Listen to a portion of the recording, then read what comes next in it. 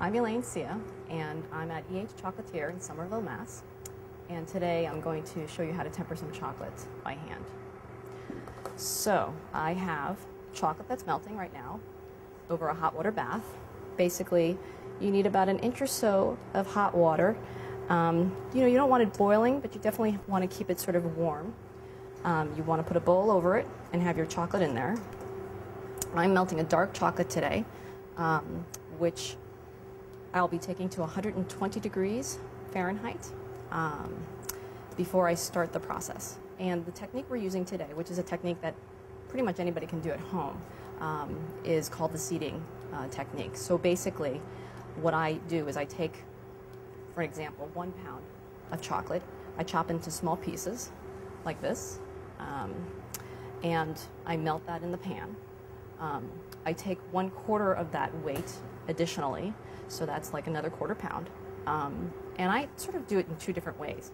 I chop some of it into little pieces, and then I keep some of it in bigger pieces, and this is going to be my seed. This is how I'm actually going to start the tempering process. Now, with tempering, basically what you're doing is any chocolate that you buy, like for example, this chocolate, is in temper. So whenever you get chocolate, it's already in temper. If you're going to use it and you have to melt it, you inevitably take it out of temper. So to re-temper it, you actually have to reintroduce chocolate that's already in temper, and that's why they call it the seed. You're sort of seeding it.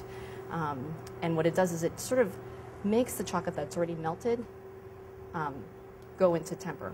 And what that basically means is, when you get a chocolate bar like this, it's really quite nice. It's sort of glossy. When you break it, it's very snappy, sort of shiny. And that's what you'd like to have as a finished product. When something's not in temper, it has sort of these grainy, streaky kind of appearance. It can be sort of cloudy looking, and it definitely has no snap, no shine. And it's kind of soft. So it's not really kind of what we're looking for when you want a finished product. So here I'm melting my chocolate, and I'm basically going to check the temperature now. With dark chocolate, you want to melt that to about 120 degrees. Now with milk and white, they're a little bit more sensitive, so you don't want to really go past 110 degrees with those 2 particular types of chocolate. So I'm going to add my seed, and I'm going to explain to you, this I'm going to leave out for now. I'm basically going to start with my little bits so that I can take it down fairly quickly. Once it gets to about 95, 94 degrees, if I have no more seed left in there, I'll throw in my bigger chunks of seed. The reason why is when you get to the temperature of that 89 degrees that I mentioned, it'll be much easier to take out a big chunk of chocolate than these itty bitty little pieces. I still have a little bit of seed left in there from the little chunks, so I'm going to wait before I throw in the big seed. We're at 103.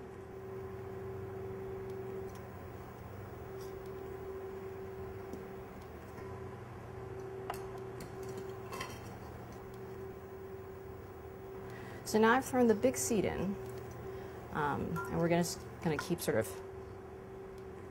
stirring that around. It's a little bit harder to do. We're at 95 degrees. So I'm going to take this out for a few seconds, and this way I can sort of stir more easily.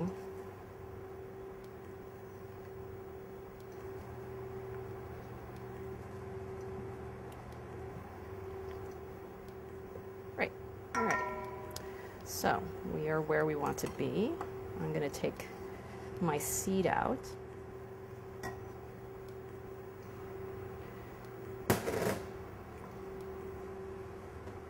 So you can see why having a big chunk is a little bit easier than trying to fish out a bunch of little chunks. So there's my seed. Now, here's the challenge is you want to check your temper. And I have my spoon here. So I'm going to dip my spoon. I'll leave it out front here. At the same time, it takes for you to decide that it's in temper, it takes a few minutes. You actually have to do this trick where you keep it at the same temperature while you wait to see if you are in temper. So, you know, I think this is part of what kind of makes it challenging for some people when they want to temper at home is, how do I do that? How do I maintain this temperature? And so I'm sort of showing you one way, which is basically, you know, I turned off my pot at this point because I know that my water is still hot. So every now and again, I'll sort of put it on the pot. I'll give it a little stir to add a little bit of heat, and then I'll take it off. And I will check the temperature with a thermometer. The other way you can do it is you want to make sure that you can have a heating pad. So you can actually set it on a heating pad that's set on medium to medium high. And that'll probably keep it fairly warm. Okay, so I am looking at our spoon that we dipped, and it has hardened within just a few minutes, and it's glossy and it's sort of a satiny, smooth kind of look to it. And now our chocolate is in temper. And that is how you temper chocolate.